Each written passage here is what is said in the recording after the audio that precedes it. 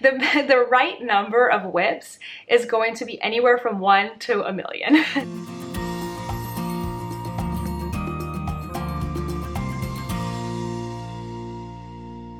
Hey everyone, it's Natalie, also known as Knitty Natty. Welcome to episode 110 of the Love and Stitches podcast. Today is Wednesday, July 7th, I think, 2021. And yes, we're in a different location. So I am currently on a mini working vacation just upstate in upstate New York, in Poughkeepsie, and I am in my hotel room right now. So I am sitting with the window behind the camera and everything else is dark in here. Toaster's in here somewhere. I've set his blanket out hoping that he would come be part of the action, but who knows. So I've kicked my husband out of the room and I have a little bit of time here to record a podcast this week. So perfect. So let me tell you first what I am wearing. I have a new t-shirt on. It is a surprise Sock Week t-shirt from OB Magnolia Design Company, and it's super cute. It's got Sock Week 2021 on it, a bright colored shark with a multicolored ball of yarn in the middle. It's adorable. And the best part about it, well, here, let me show you the Magnolia Design Company. She is on Etsy, and I just knew they were sending me something in the mail, but I had no idea what it was going to be, and this is what it was. So it was such a nice surprise. But even better is this part of it.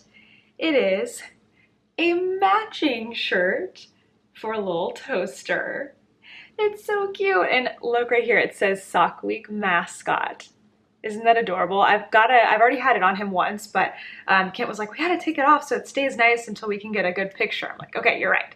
So I need to put it back on him and get a good picture of that, but so adorable. So I now have like 4 or so. I think I ordered myself some Sock Week stuff from my website, my Spreadshirt shop, and then I got something from Northern Swan, and now I have this one. So I'm pretty sure I am all set to have a different Sock Week shirt every single day of Sock Week next week. Just about, at least Monday through Friday. So I'm excited about that. What else? The weather today is actually really nice. It's gonna be, well, it's gonna be really hot. It's gonna be like 90 something, but then it's gonna start to rain for the next few days. So I'm glad it's gonna be nice, at least for today. This is our last full day traveling, and we're gonna go to a brewery, I think, in a little bit, maybe get some lunch. We'll hopefully get some lunch. I'm always hungry. I'm ready for lunch. But yeah, let's talk about knitting first. Okay, so I don't have anything finished this week, but I am so close on so many things. So first, I want to show you my rocket tee. So this is the rocket tee by Tanis Lavelli, and I don't have my labels. I didn't bring them with me on this trip. I am binding off the body. That's right, so close to finishing. I guess I've knit this much in the last week. That last little stripe isn't even showing up, it's rolling. This has a I-cord bind off. And so, come on, I-cord bind off. There we go. A beautiful I-cord bind off. I'm choosing to do it in the fingering weight, or you can choose to use the mohair, but I'm using the fingering weight, and I'm gonna do the same thing around the neck, around the sleeves, and then it will be done. There's a chance I'll use mohair for the sleeves. I haven't decided yet, but I really wanna get this finished up. I don't wanna take it back to New York City tomorrow unfinished. So this is like top on my priority list. So yeah, I'm binding off, and what I've done is I have attached another needle to make things comfy, because sometimes it's hard to bind off, like I-cord bind off, when you're all attached in the round. So I like to take off one of the needle tips, put it on a completely different cord, I don't even have an end on that, and bind off with that. I am gonna be using nearly all of my main color yarn, my fingering weight yarn. I do have plenty of the mohair left, which is why I might be, for several reasons, using that to bind off the sleeves. I don't want it to be like too, like I'm worried that if I use the fingering weight to bind off here, that it will kind of like stick out a little bit. I don't want the sleeves to stick out. I want them to just fall. So I might do that. I'm really not sure. I'm gonna, after I finish binding off the bottom, I still have a little, like halfway to go. I'm gonna see how much yarn I have left, but I want to do the neckline for sure in that. but we'll see. I might be close to running out. I can almost try this on. I was binding it off this morning while we were having a new member Zoom for my membership, and I was like, oh man, I didn't finish it. I wanted it to be like bound off so I could try it on in the podcast, but just gonna have to wait until the next one to see it finish and for an official try on. So I'm really excited about that. All my yarns are linked in my Ravelry project page, which is going to be down below. I always have each of the projects listed out separately, and then also at the very bottom I just have my generic project page. So if you're looking for anything, it's down there. But gosh, see, I can't even remember the company when I don't have the label in front of me, so check it out there. Check it out there. I know the colors are like birthday cake and teal, but for some reason I'm blanking on the brand of the yarn. Whoops. All right, and next up for projects that are getting, well, they're not totally close to finish, but like a lot closer than they were last week, are my Irresistible socks. So this yarn color is called like Irresistible or Irresistible. Ooh, the light is so good when I'm right in front of the window. So nice. I might have to rethink how I do this in my own house because this is working out better than normal, even though the dark background is kind of like eerie, I think. Okay, so I am making a pair of vanilla socks for my mom. I'm going to give them to her maybe Christmas time, I'm not sure yet, but I have made a lot of progress. So here's my cute little hot dog stitch marker. I think this one is from Simply Serving. Focus, my friend. There he is. He's so cute. So yeah, a lot of progress on that. I turned the heel and I've started working on the foot. I'm about 20 rounds into the foot. And then on the other sock, you can see I've got them split here. Oh, that just fell out of the back of my chair. I've got them split into 50-gram balls. I am working on the toe decreases. So I've got a corn dog here. So cute. And I am working on the toe decreases. So that one I should just like finish up here today, right? I should just get that done. Grab that. The reason that I have these hot dog markers on there is because this past weekend on the 4th of July, we went to Coney Island and we went to the Nathan's hot dog eating contest. We were really fortunate to know somebody who was one of the judges, like meaning that they literally stood in front of the competitive eaters who were eating hot dogs and counted hot dogs. So we were able to go with him, and we just thought we were going to go and, you know, be in the crowd and everything.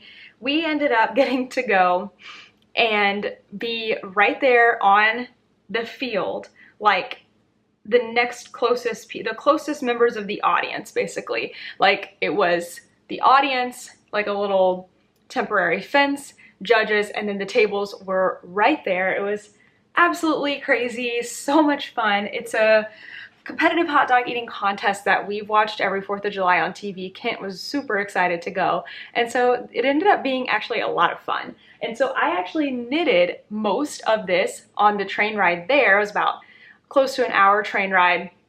And then while the competition was going on, I was knitting. And then on the way back, I knitted, and I got so much of these socks done. So those are another thing I would really just like to have finished before sock week, because sock week starts on Sunday. I need to get these socks finished and get that project finished. I'm just ready to get things finished up here that have been lingering. So my other pair of socks, my cabled socks, String of Hearts, I haven't worked on them at all because I want to finish the vanilla ones first, and then I'll move over to working on the String of Hearts socks. In an ideal world, I would finish the Rockety, my vanilla socks, and my String of Hearts socks all before Sunday. It is doable, especially because we're going to have a lot of knitting time. We are going to have a lot of knitting time. I'm going to have a lot of knitting time today as we go out and do different things. I should have some knitting time tonight. And then in the car tomorrow, let's see, it's Wednesday, so I've got Wednesday, Thursday, Friday, and Saturday to get things done before midnight Saturday night. And then we cast on all of the socks for sock week, and it's just gonna be socks all of sock week. That's literally it. So yeah, I'm not even gonna show the String of Hearts socks because I have not done anything on them, but I have started a new project. And I am using a yarn from my stash. I don't think I have the labels. I am using Miss Babs, and I think this color, or this base, is called Kunlun or Kunlun or something like that. It's Kunlun, I think, like something like that. And it is a blend with silk and cashmere and wool. Again, it'll be on my Ravelry page, I'm not really sure. But I started the Marie Green Olive Knits 4-day sweater challenge. I really thought I was going to finish my Rocket Tee and get a lot of things done. I think delusionally I thought I might actually finish the sweater in the 4-day weekend, but yeah, that didn't happen. I ended up doing a lot of work, and yeah, it just didn't happen. But I did get the sweater, a new sweater started that I probably wouldn't have cast on if not for the challenge. And a lot of women in my membership were also doing the challenge, and they got a lot done. They got well past their yoke and working on the body, and so that was encouraging. But this is the Fireworks sweater, or maybe it's just called Fireworks, and it is by Marie Green, who's Olive Knits. And I have just done, if you participate in this challenge, I have just done the like processing rows after you do that Fireworks row. So the Fireworks stitch is this right there. It's a fun stitch to do. It takes several rows to like process the whole thing, and then you have a plain row, and then you do some increasing and you're going crazy. So clearly I did not do a whole lot. I did make lots of mistakes and have to like rip back because I think I was just trying to rush through. And this pattern is just written a little differently. It's not something that I'm used to, the way that the rows are structured. Like for example, instead of numbering the rows, it just says next row, next row. Sorry about that. Our hotel room the hotel is not very like sound proof. Like we could hear whoever's above us like running around very, very loud. And so Toaster heard somebody at the door, by the door, and so he was barking.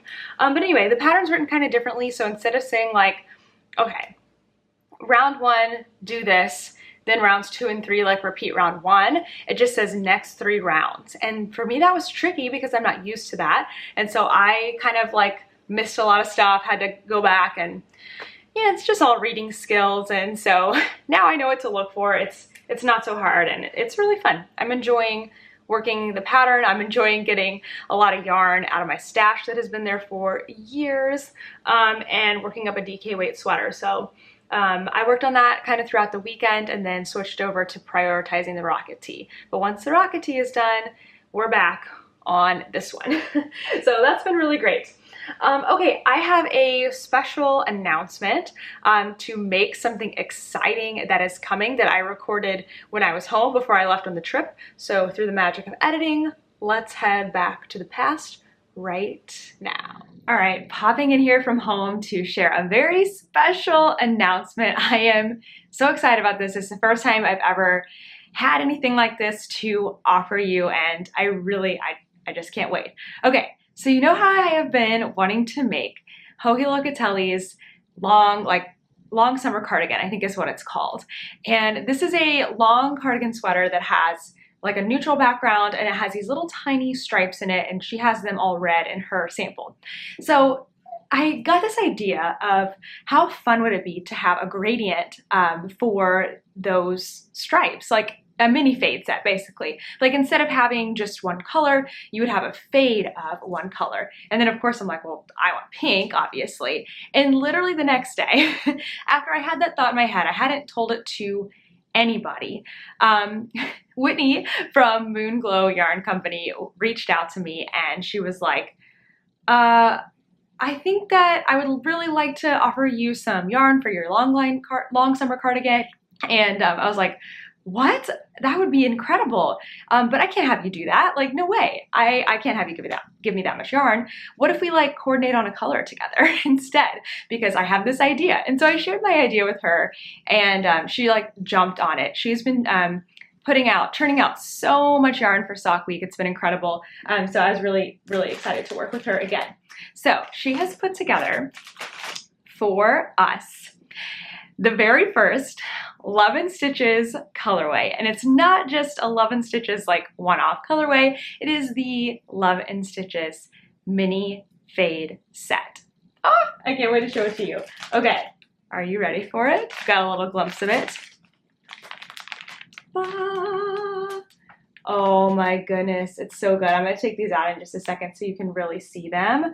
But the fade set comes with 11 stitches sticker, and it's got this beautiful packaging on it. Isn't it so, so good? Okay, so let me get this open up here so we can really see all the beautiful colors. Somehow I'm gonna have to get this back in here because I haven't taken a picture yet. Actually, hold on one second. Let me take a picture before I unpackage this thing. Okay, ready to unpackage. Also, this is a sticker. It's stuck on there already. Okay, let me open it up. Okay, so can you imagine this in the cardigan? It's gonna be so pretty. And the thing is, like, this set is not just for the long summer cardigan. You can use it for so many different things. If you wanted to insert it into your own sweater, if you wanted to use it for like a shawl, it's tons of yarn. So each of these are 50-gram skeins, and there's 1, 2, 3, 4, 5, 6, 7 of them. So that is what, 350 grams? It's over 3 skeins of yarn. For sure. Yeah, it's over 3 skeins of yarn. So it's a ton of yarn. That's because we wanted to make sure that if you were making the long summer cardigan, you had plenty of yarn for all of the different sizes. And the way that I'm planning to do mine is that there's 7 stripes all the way down, like 7, I think there's 14, but like you do each color, I'll do each color twice. So I'm going to start with this one at the top all the way down. And then on the sleeves, I think there's 5, so I'll match them. And there's plenty of yarn for that. So we're starting out with a very 11 stitches pink color. Oh, it's so good. And then from there, it fades all the way until it gets to this color. So this is the beginning, this is the end. So it goes from this one to this. Oh, it's so good. To this. I love it so much. It's so pretty. And this is an 80-20 base. This to this, and then finally the last one. 7 gorgeous moon glow yarn colors. Oh my gosh, it's so bright and sunny in here that you might not be able to see the difference between these middle ones, but I promise there is. It's like the perfect, beautiful fade. Oh, I'm so excited about this. Okay, and then the color that I have chosen to use as my main color is this like grayish-y color. What is it called? I forgot what it's called. Is it on here? Aspen. So yeah, it's like that aspen color. I'll get one out and show it to you. So if you want to make a long summer cardigan, I just scared Toaster. If you want to make a long summer cardigan that we can match, you can get the 11 stitches fade set and aspen. I think it's gonna be gorgeous. Oh my gosh, so pretty. Okay, so this yarn is super special, and it is going to be going on sale to my members first. So if you're in the membership, you're going to get access to this on July 16th, which is just next week, so not too far away. And then if you are not a member, don't worry, there's still going to be yarn for you. There is going to be another like shop opening for another listing added for this yarn on July 27th. I think it's the 27th. It's on a Tuesday. So stay tuned for that. I'm going to be posting it a lot, but I'm so excited about this gorgeous Moon Glow Yarn Company yarn. And we're going to be doing the fall garment make along again this year. So the reason that we're, starting this a little bit early, like in July for some sweater yarn, is because we're going to start the fall garment make along, I believe, on August 15th. If not, we'll do it the next weekend. So really similar to last year where we started like a month before officially fall, because you have to get to knitting early, right? All right. I cannot believe that there is a 11 stitches yarn. This is like a dream come true. Thank you so much to Moon Glow Yarn Company. It's been so much fun working with Whitney, and yeah, anyway, super excited. So one last look. And again, you can use these for, like, this is enough yarn to make an entire shawl on its own. If you just want to do a faded shawl, or if you have a colorway at home and you want to add this into something, it's absolutely beautiful. So hope you love it as much as I do. Stay tuned for July 27th when it goes on sale. How exciting is that? I am so happy to finally, like, this is something I wanted for so long, is to have a colorway that is like very special and unique, and having a whole set of yarn. I'm so excited. I can't wait to get that sweater started, but we're gonna get further on that fireworks fireworks sweater before I start that. Since we're going to take a big trip in a couple weeks, I might actually cast it on then and work on it, because I'm not like a participant in my make-alongs. I can't win any prizes. It's like, might as well work ahead and get things going, you know? So I'm very, very excited about that. All right, let's do some questions. These are from the Ravelry thread, the Ask Me thread. I've got the Love and Stitches Ravelry group if you would like to join in. We're doing some Sock Week stuff there, so it's a great place to be. All right, this question is from Diane Holter. Hi Natalie, let me say that I am so happy to have found you in your videos. I'm definitely not a crocheter, but would love to make one of the float totes. How difficult would it be for someone who mainly uses their crochet hook to fix knitting and the occasional bobble? I can make a mean chain too. That's so funny. Okay, so she is talking about the crocheted float totes. Here's one right here. This is the 2 skein float tote that I'm using for my rocket tee because I've got 2 balls of yarn. This one right here has a round bottom. It's the 3 skein float tote. I've got my 3 skeins, my next 3 skeins I should say, for my fireworks pullover. So the float tote is not a difficult crochet pattern, but it's definitely not something I would recommend as your very first crochet project. So if you want to make the float tote, but you're not you're a beginner, like a true beginner crocheter, you haven't crocheted any projects before, what I would suggest doing is practicing first by making a coaster, something that is flat and round, because that's how these work. Is they start at the bottom, you work in the round, and then you work around the body and everything like that. So I would suggest trying that first. I remember when I learned to crochet, like the biggest thing for me was finding my stitches, figuring out where to start and stop.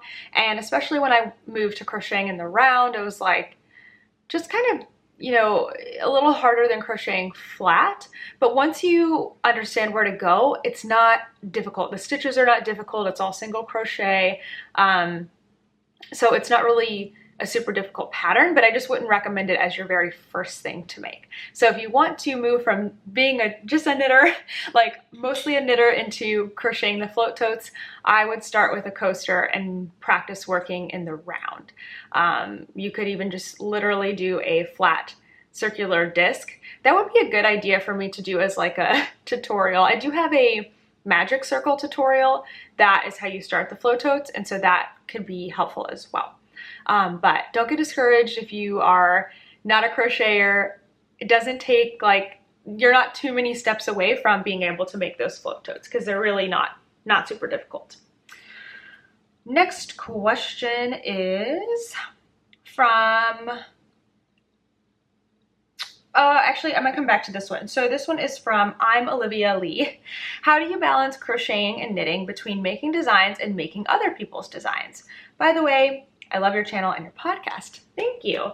Okay, so I feel like I can not really answer this question because I haven't designed anything in over a year. But when I was doing a lot more design, I did a mixture of, you know, working on my own designs and working on patterns created by other people. And I like that because when I'm working on a pattern from somebody else, I'm getting so many things out of it. One, I'm not having to think as much, like I'm not having to create or invent, I guess, while I create, because I'm just getting to follow the pattern. I might be learning new skills, but I get to follow what somebody else has already figured out, which is nice. When you're designing something, there's so much more than just sitting there and working on it. You have to think about if it's going to work out physically, you have to think about how you're going to write that down and communicate it through a pattern. It's just a lot more involved, and it's not really like it's fun, but it's not relaxing fun. Whereas knitting somebody else's design is relaxing fun. So the way I would do that is I would always try to have a couple of projects that were from other people's designs, and then just one design going at a time. I would concentrate on that when I was able to focus on it. And then when I was out and about or like relaxing for the evening, I would work on other people's patterns. So that's kind of how I chose to balance it. I need to incorporate design back into my day, and I'm trying to think of how I want to do that. I've kind of thought about having maybe a couple of days a week where I've blocked off several hours to just sit and work on design, because that's part of it. Is when you get to the end of the day and you're ready to relax and knit and crochet, that's not the time, at least for me, that I want to work on design work. It would be better for me to do it during the daytime, in the morning. That's my best like creation time and thinking time, is to work in the morning. My brain is like, all the juices are flowing, and so I really need to carve out time for that, because potential spam is calling me. I don't want to answer that, because I love doing that, and I have so many ideas that I want to create and get out there. And I know that I have made some promises to make some patterns, and I still intend to keep those. It's taking me a long time. It just is. It simply just is. Okay, next question is from Chris Faith. Hi Natalie, my name is Chrissy, and I was wanting to know what you think the max number of projects to have going on at one time. I have a large stash and want to make Christmas gifts for my big family. I have 3 sweaters, 7 float totes, 3 adult beanies, 2 kid beanies, and gloves to go along with the beanies I would like to make. What's your opinion on how many to have going at once?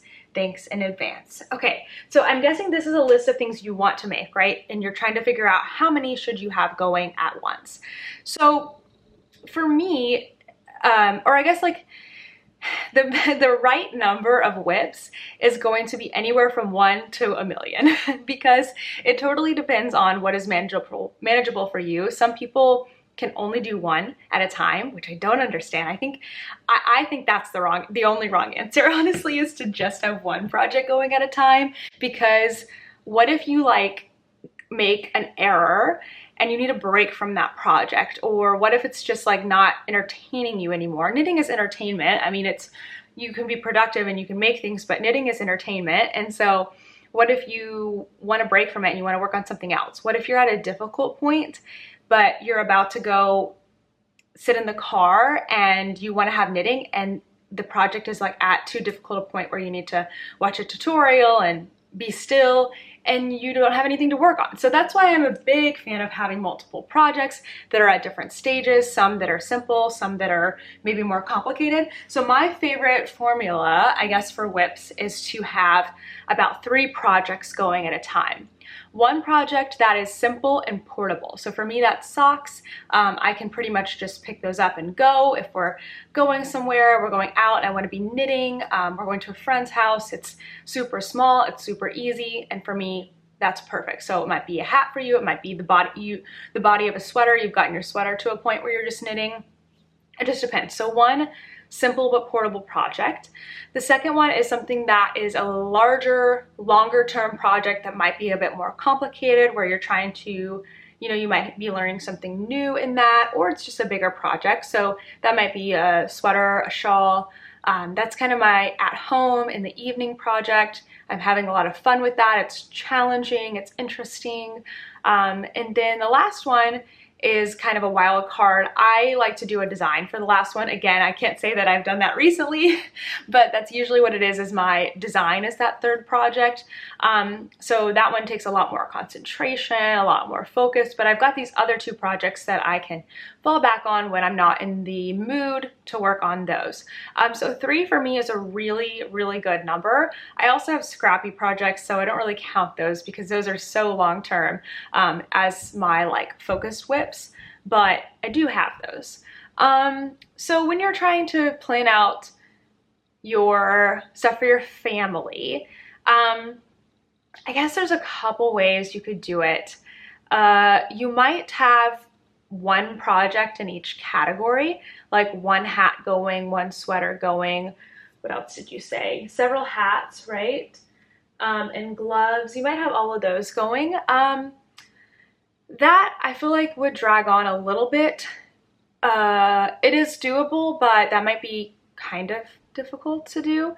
Something else you could do is try to kind of like knock out 1 or 2 categories at once. So maybe you decide like, okay, for me, the gloves would be the project that I'm like the least interested in making because they have finicky bits. So I'd say, you know what, I'm gonna knock out the gloves first. And while I'm doing the gloves, I'm also gonna start working through the hats. And then I would kind of time myself and see how long the hats take, because I know I'm gonna make several of them. And I'm like, okay, this hat took me, whether you measure in hours or days, you're like, okay, it took me like 3 days to make this hat. That's great. I've got 7 hats to make. Let me try to make the rest of the hats in this month. I'll cast on a new one after I finish the previous one, and I will try to do that every 3 to 4 days. And then you can just start like knocking out a category. And then once you finish that category, you can add on another one. Okay, now I'm gonna be working through the sweaters or the float totes or whatever. Not to make it too like factory-like where you're trying to like, you know, there's truth to that. Doing the same thing back to back to back to back most likely means you're going to be faster at it each time, rather than spreading out the different skills and different projects and then doing like one of each. Like there's truth to that assembly line aspect of it, but you're not a factory. You don't want to stress yourself out too much. So that's why I think maybe working through 2 categories at once might be the way that I would approach it. But there's no max to how many projects. Just there might be a certain number of projects that you start to feel overwhelmed. Like if you started all of them at once, that to me is not the greatest idea, because then you would feel like so busy. Like if you're starting and completing, that will kind of snowball and lead you to wanting to finish more things. So that would be my suggestion, is to do 2 categories at once and just start knocking through that list. All right, last one for today. This is from Paul Zurthan. Nat, I just got a ball winder and several hanks of sock yarn. How can I tell when I've wound half the hank, or is it a matter of guessing and crossing fingers? Great question. So often I will divide my sock yarn into 2 cakes because I like to start the socks, like work them side by side. So this one here, I did this quite a while ago, so they're looking a little messy. They've been in a lot of pockets and a lot of purses, but they're still staying in the cozies, my hair. So I wound these into 2 50-gram cakes. And the way that you do that, and don't have to guess, because you can guess, that's fine, but it's probably not the best idea, is that you have to do it in 3 steps.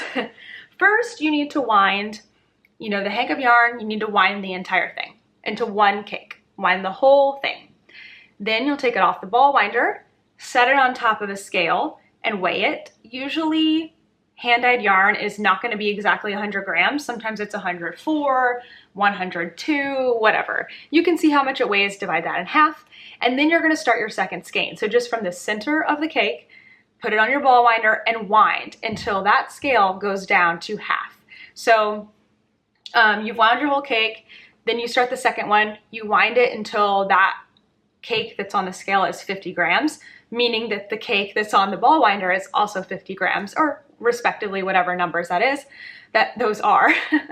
Cut it, take that one off, and then continue from that center strand and wind the rest of it. The reason you want to pull from the center is then your cake can just sit and it's not going to be like going around crazy. You can do the same thing if you hand wind. You can hand wind, actually, I'm sorry, if you hand wind it, you don't have to do 3 steps. You can ball it up in your hand and then just take that ball and keep weighing it until you get to 50 grams, cut it, and then ball up the rest. So if you're caking it 3 steps, wind the whole thing, take it off, wind the first 50 grams, wind the second 50 grams.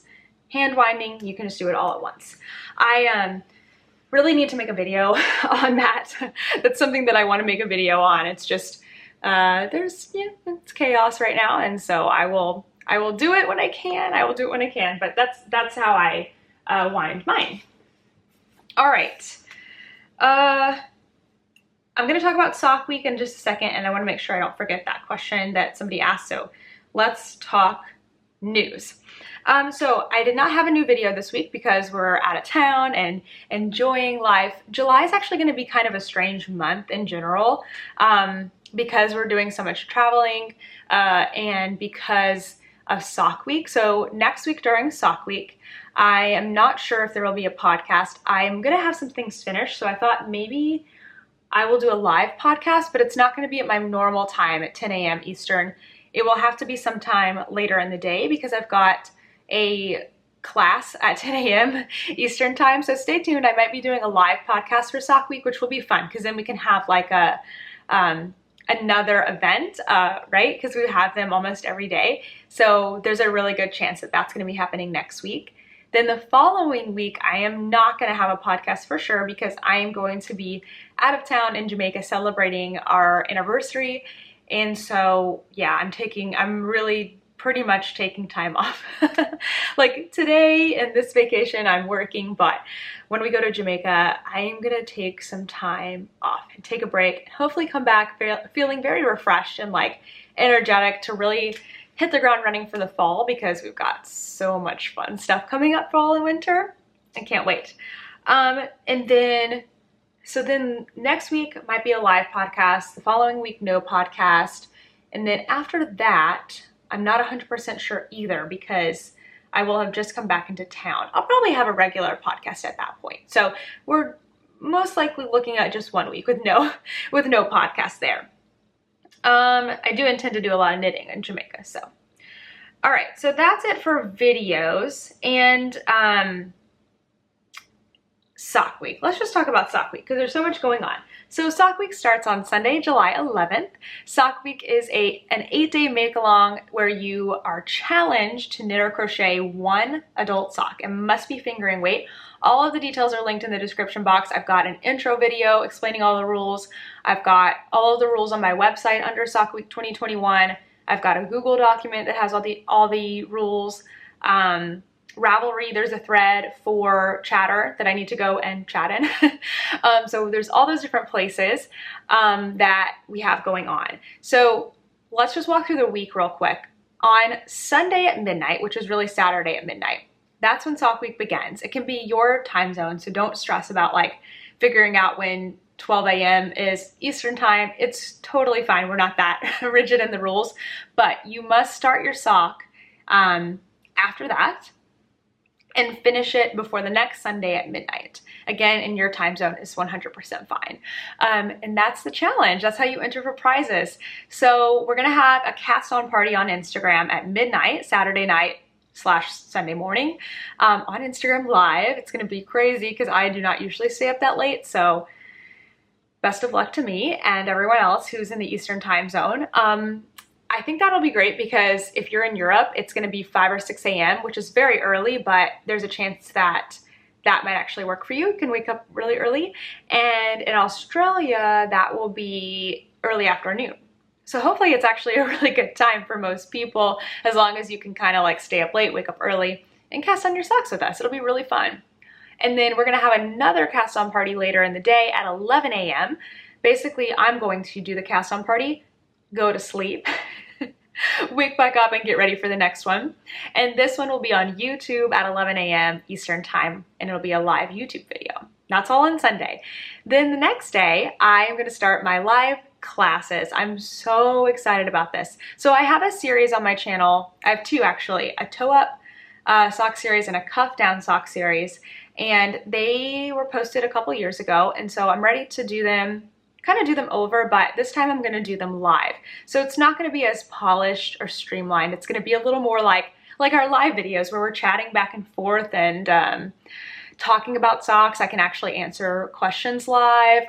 But basically I'm going to be starting on Monday, I'm going to be starting a cuff down sock. I'm going to show you exactly how I do it.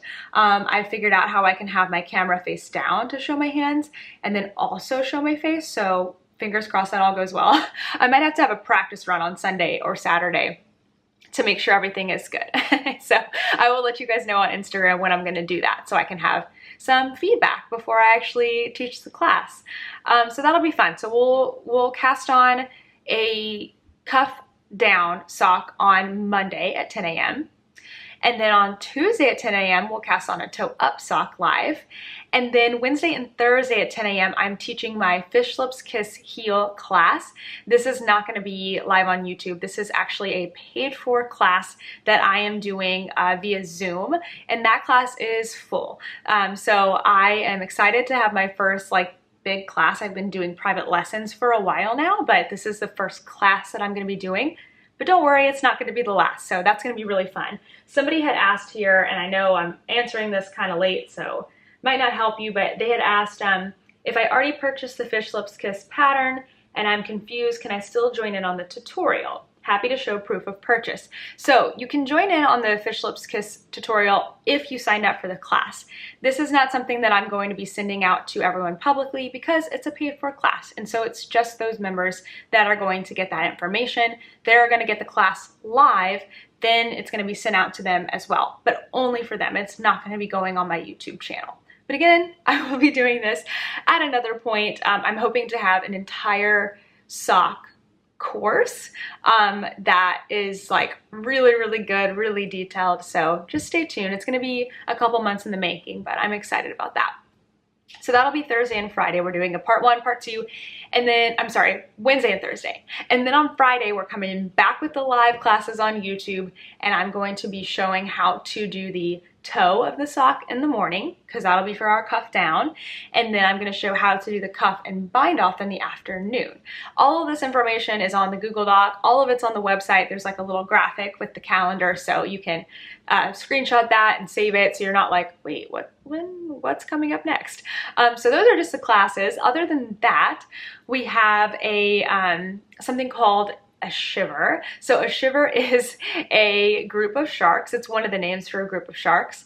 And shivers are a Zoom community opportunity. So I am doing these small, close-knit Zooms throughout the week, and I've got spots in all of my times still open. So if you want to sign up and join us, you can. I've got the links and everything down below. So what you get is you get 3-hour-long Zooms. So if you sign up for there's 3 times, 12, 2, and 6. If you sign up for 12 p.m. Eastern, you're going to get an hour Zoom on Monday, an hour Zoom on Wednesday, and an hour Zoom on Friday. So the point of these would be to have this closer knit community. I'm going to be there hosting the Zoom. You're going to get that time with me, 1 hour every single day with me and up to 19 others. I've got 20 spots in each of the Zooms.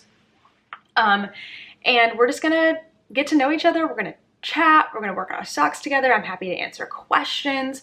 So on Monday, we're going to do like introductions. We're going to share our goals for sock week and just chat and hang out. On Wednesday, I have some games to play. And then on Friday, it's just going to be no agenda. We're going to know each other by then. This will be our 3rd time meeting, and we're just going to hang out and chat, and it's going to be a lot of fun.